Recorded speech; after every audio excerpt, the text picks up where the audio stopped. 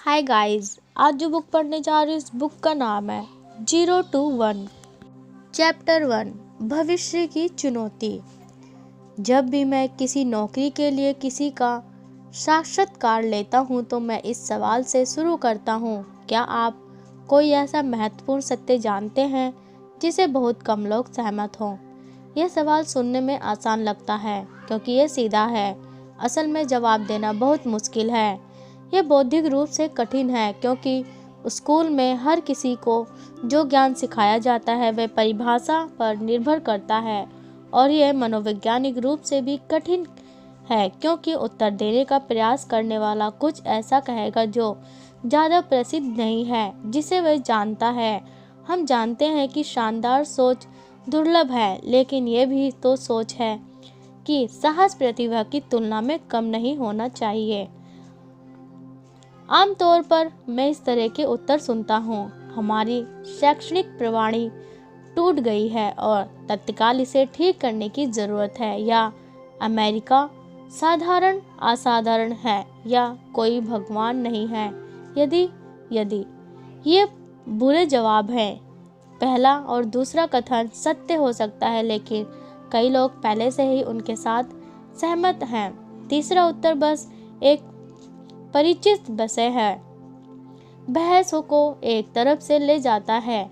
एक अच्छा जवाब निम्नलिखित रूप से हो सकता है, अधिकांश लोग एक्स में विश्वास करते हैं लेकिन सत्य एक्स की विपरीत है। मैं इस अध्याय में बाद में अपना उत्तर दूंगा। इस विरोधाभासी प्रश्न का भविष्य के साथ क्या संबंध है? सबसे कम शब्दों में इसका अर्थ यह है कि भविष्य बस आने वाले सभी क्षणों का एक सेट मात्र है, लेकिन भविष्य को विशिष्ट और महत्वपूर्ण वह बनाता है जो कि अभी तक घटित नहीं हुआ, बल्कि यह एक ऐसा समय होगा जब दुनिया आज से अलग दिखाई देगी।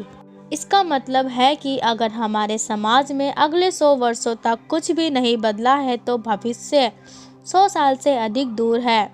अगर अगले दशक में चीज़ें कुछ मूल रूप से बदलती हैं तो भविष्य लगभग हाथ में है। कोई भी भविष्य की सटीक भविष्यवाणी नहीं कर सकता, लेकिन हम दो चीज़ें जानते हैं कि कुछ अलग होने जा रहा है, और ये आज की दुनिया का मूल है। विरोधाभासी प्रश्न है कि अधिकांश जवाब वर्तमान को देखने के विभिन्न तरीके हैं। अच्छे जवाब निकट हैं क्योंकि हम भविष्य देखने वाले हैं। 0 to 1 प्रगति का भविष्य। जब हम भविष्य के बारे में सोचते हैं तो हम प्रगति की उम्मीद करते हैं। वह प्रगति जो रूपों में होती है, शैक्षिक या हॉरिजॉन्टल प्रगति या व्यापक प्रगति का अर्थ उन चीज़ों को नकल बनाना है जो 1 से n तक काम करते हैं। शैक्षिक प्रगति की कल्पना करना आसान है क्योंकि हम पहले ही जानते हैं कि यह कैसा दिखता है। लंबवत या वर्टिकल प्रगति का गहन प्रगति का अर्थ है नई चीजें करना, जिसे 0 से 1 तक जाना कहते हैं। लंबे प्रगति कल्पना करना कठिन है क्योंकि इसे किसी और चीज की आवश्यकता होती है।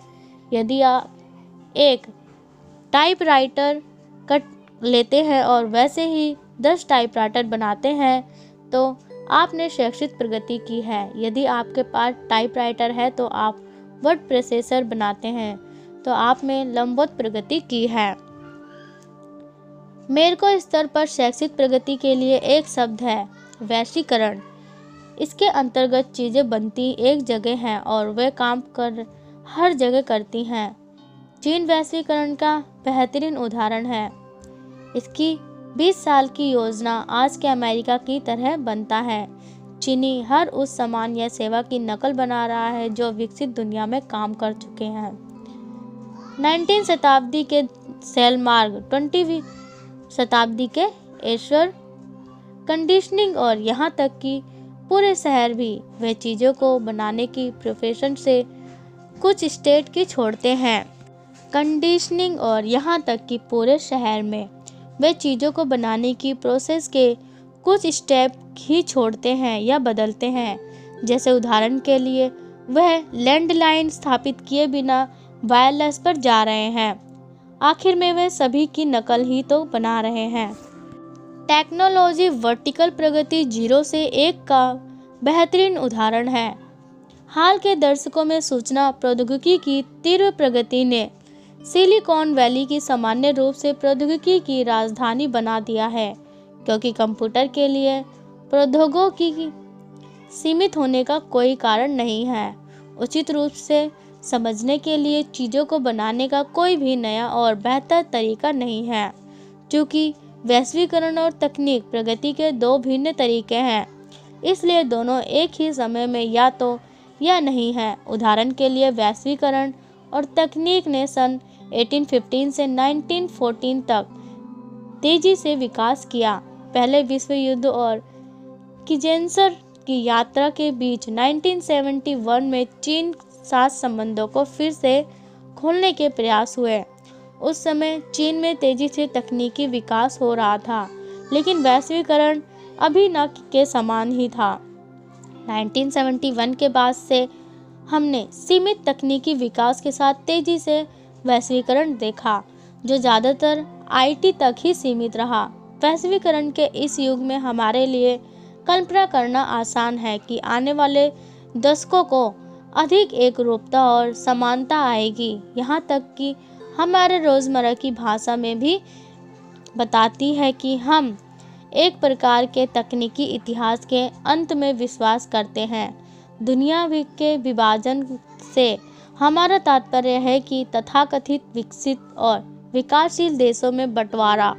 विकसित दुनिया के देश पहले से ही प्राप्त करने योग्य चीज़ों को प्राप्त कर चुके हैं और गरीब देश इन चीज़ों को पाने के लिए दौड़ लगा रहे हैं। लेकिन मुझे नहीं लगता कि यह सच है। विरोधाभासी प्रश्न का मेरा जवाब यह है कि ज़्यादातर लोग सोचते हैं कि दुनिया का भविष्य वैश्वीकरण द्वारा परिभाषित किया जाएगा, लेकिन सच्चाई यह है कि प्रौद्योगिकी अधिक मायने रखती है। तकनीकी परिवर्तन के बिना यदि चीन अगले 2 दशकों में अपने ऊर्जा उत्पादन को दोगुना कर देता है तो इसके वायु प्रदूषण को भी दुगना कर देगा। यदि भारत के लाखों परिवर्तन अमेरिकाओं की दिनचर्या अपनाएंगे और केवल अपने आप को पाश्चात्य जीवन शैली के परिपूर्ण करने लगे तो हर परिणाम उनके व पर्यावरण के लिए विनाशकारी होंगे। दुनिया भर में धन बनाने के पुराने तरीकों को अपनाने से धन नहीं केवल विनाश ही उत्पन्न होगा। दुर्लभ संसाधनों की दुनिया में नई तकनीक के बिना वैश्वीकरण अस्थायी है। नई तकनीक कभी भी इतिहास की एक स्वचालित विशेषता नहीं रही है। हमारे पूर्वज स्थिर व न्यू समाजों में रहते हैं जहां सफलता केवल दूसरों की चीज़ों को सख्त करना बना जाता है। उन्होंने धन कमाने के लिए केवल कुछ ही नाममात्र के नए विकल्प बनाए और लंबे समय तक वे उपाय एक औसत व्यक्ति को कठिन जीवन से बचाने के प्राप्त नहीं थे। फिर लगभग 10,000 सालों बाद प्राचीन युग में कृषि, पवन चक्की, मिट्टी के बर्तन और 16वीं शताब्दी में एस्ट्रोलोब और फिर अचानक आधुनिक दुनिया ने 1760 के दशक में भाप इंजन के आगमन से लगभग 1970 के निरंतर तकनीकी प्रगति की परिणाम स्वरूप हमारी किसी भी पिछली पीढ़ी की कल्पना के मुकाबले हमें एक अमीर समाज विरासत से मिली है।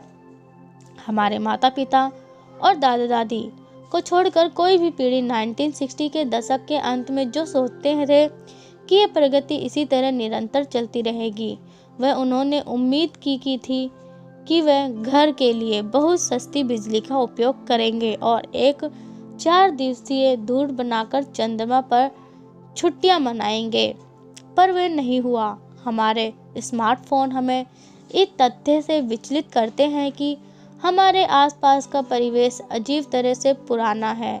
केवल कंप्यूटर और संचार के माध्यमों में नाटकीय रूप से सुधार हुए हैं। इसका मतलब ये नहीं है कि हमारे माता पिता एक बेहतर भविष्य की कल्पना करने में गलत थे, बस वे केवल कुछ स्वचालित होने की उम्मीद कर रहे थे। आज हमारी चुनौती नई प्रौद्योगिकी की कल्पना और निर्माण करना दोनों है, जो 20वीं शताब्दी की तुलना में 21वीं शताब्दी और को अधिक शांतिपूर्ण और समृद्धि बना सकते हैं।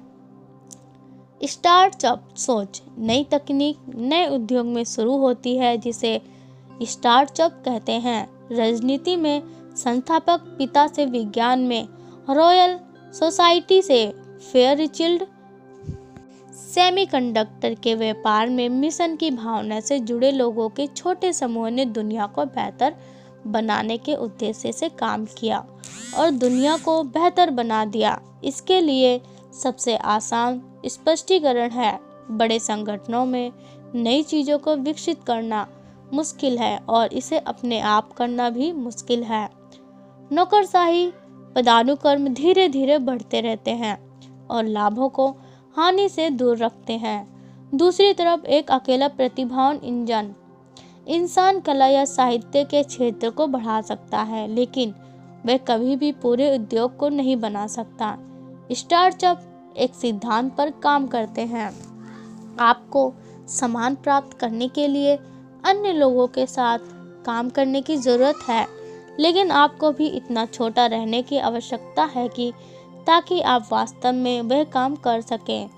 सकारात्मक रूप से परिभाषित स्टार्टअप उन लोगों का सबसे बड़ा समूह है जिन्हें आप एक अलग भविष्य के निर्माण की योजना के बारे में समझ सकते हैं। एक नई कंपनी की सबसे महत्वपूर्ण ताकत नई सोच है, जो अपने सहचरों को सोचने के लिए आवश्यक स्वतंत्रता प्रदान करती है। यह पुस्तक उन प्रश्नों को बारे में है जिनके आपको उत्तर जानना चाहिए कि नई चीज़ों को खोजो, मैं सफल कैसे होऊंगा। ज्ञान कोई मैं मूल प्रश्नों से प्राप्त विचारों के माध्यम से व्यवसाय पर पूर्ण विचार करना व उसमें आवश्यक बदलाव लाकर दुनिया के जीवन में स्तर में बदलाव लाना।